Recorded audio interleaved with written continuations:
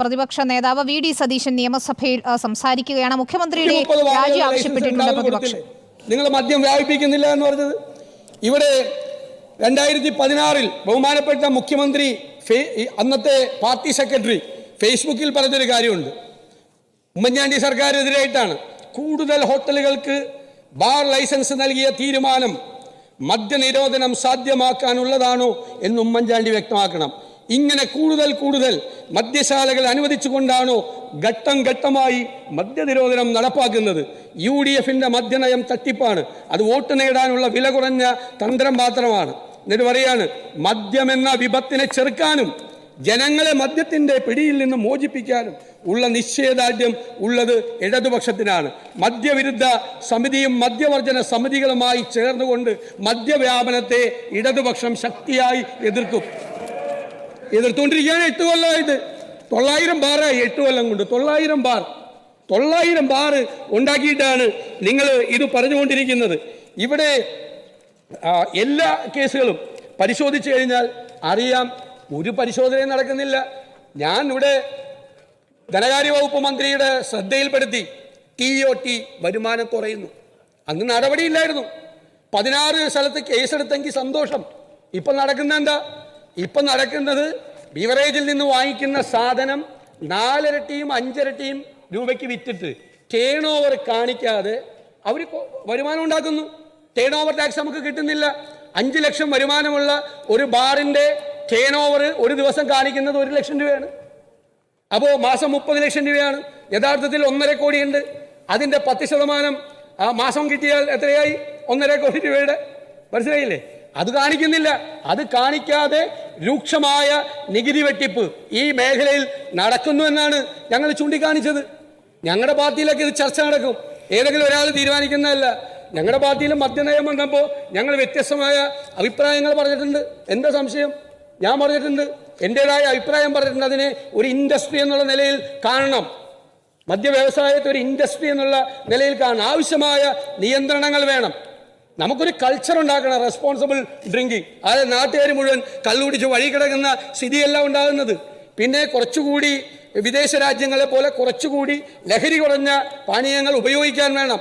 ഒറ്റയടിക്ക് ചെയ്താൽ നേരത്തെ പറഞ്ഞതുപോലെ വ്യാജമദ്യം ഒഴുകും. ഞങ്ങളത് ഡിബേറ്റ് ചെയ്തിട്ടുണ്ട്. ഞങ്ങളുടെ പാർട്ടിയിൽ ഞങ്ങളത് ചർച്ച ചെയ്തിട്ടുണ്ട്. ആ ഒരു തീരുമാനമെടുത്തപ്പോഴുണ്ടായ ഇമ്പാക്റ്റ് അത് നമ്മുടെ നികുതി മേഖലയിലും ടൂറിസം രംഗത്തും തൊഴിൽ മേഖലയിലും ഉണ്ടായ കുറവുകൾ എന്താണ് എന്ന് ഞങ്ങൾ പഠിച്ചിട്ടുണ്ട്. ഞങ്ങളതിൻ്റെ റിപ്പോർട്ട് വാങ്ങിച്ചിട്ടുണ്ട്. അപ്പോഴല്ലേ നിങ്ങൾ പുതിയ ഗവൺമെൻറ് നിങ്ങൾ വന്നതിന് ശേഷം നിങ്ങൾ ഈ ചെയ്തുകൊണ്ടിരിക്കുന്ന കാര്യങ്ങൾ എനിക്ക് ബഹുമാനപ്പെട്ട മന്ത്രിയോട് പറയാനുള്ളതും മുഖ്യമന്ത്രിയോട് പറയാനുള്ളതും ഇതിനകത്ത് ഞങ്ങൾ പരാതി കൊടുത്തിട്ടുണ്ട്. ആ പരാതിയിൽ ഇതനുസരിച്ച് ഇവിടെ അബറ്റ്മെൻറ്റ് നടത്തിയിട്ടുണ്ട്. ഇവിടെ ഒരു കോസ് ഓഫ് ആക്ഷൻ ഉണ്ടായിട്ടുണ്ട്. അതനുസരിച്ച് പ്രിവെൻഷൻ ഓഫ് കറപ്ഷൻ ആക്ട് അനുസരിച്ച് നടപടികൾ എടുക്കണം. ഇതിൽ മന്ത്രിമാരുണ്ട്, ഉദ്യോഗസ്ഥന്മാരുണ്ട്, ബാർ ഉടമകളുണ്ട്. എല്ലാവരും ചേർന്ന് നടത്തിയ ഒരു ക്രിമിനൽ കോൺസ്പിറസി ഉണ്ട്.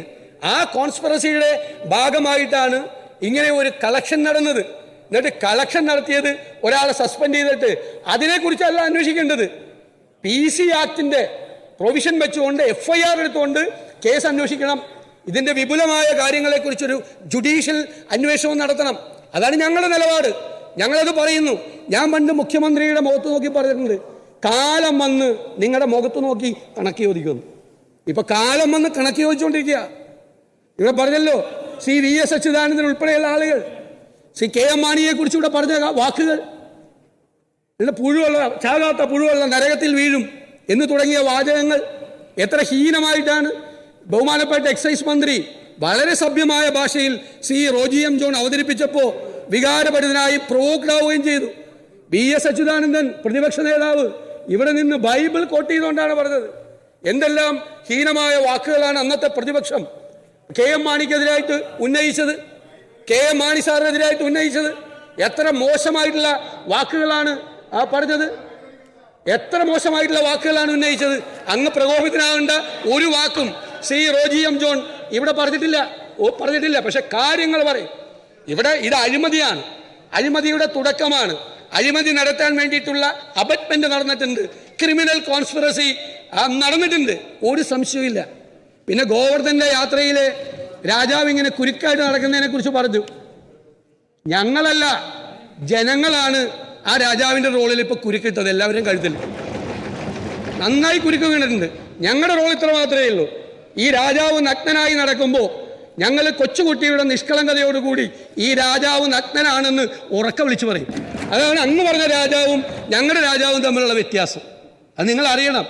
ഇതുപോലെ കനത്തൊരാഘാതം തെരഞ്ഞെടുപ്പിൽ കിട്ടിയിട്ട് ജനപിന്തുണയെക്കുറിച്ചൊക്കെ ഇത്രയും വിശാലമായി സംസാരിക്കാനുള്ള അങ്ങയുടെ ഒരു പവർ ഉണ്ടല്ലോ, അതിന് മുന്നിൽ ഞാൻ നമിക്കുകയാണ്.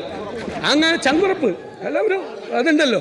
കഴിഞ്ഞ ഗവൺമെൻറ്റിൻ്റെ കാലത്തെ അബ്കാരി പോളിസിയെ കുറിച്ച് സംസാരിച്ചുകൊണ്ട് ഗൗരവകരമായി ഞങ്ങൾ ഉന്നയിച്ച ഒരു കാര്യം, എനിക്ക് ബഹുമാനപ്പെട്ട മുഖ്യമന്ത്രിയോട് പറയാനുള്ളത്, ഞങ്ങളൊരു പരാതി തന്നിട്ടുണ്ട്. ആ പരാതിയുടെ പുറത്ത് ഞാൻ തന്നിട്ടുണ്ട് പരാതി. ആ പരാതിയുടെ പുറത്ത് പ്രിവെൻഷൻ ഓഫ് കറപ്ഷൻ ആക്ട് അനുസരിച്ച്, അതിൻ്റെ പ്രൊവിഷൻസ് അനുസരിച്ച് FIR എടുക്കാനും കേസ് രജിസ്റ്റർ ചെയ്യാനും ജുഡീഷ്യൽ അന്വേഷണം നടത്താനും അങ്ങ് തയ്യാറുണ്ടോ? അതാണ് ചോദ്യം.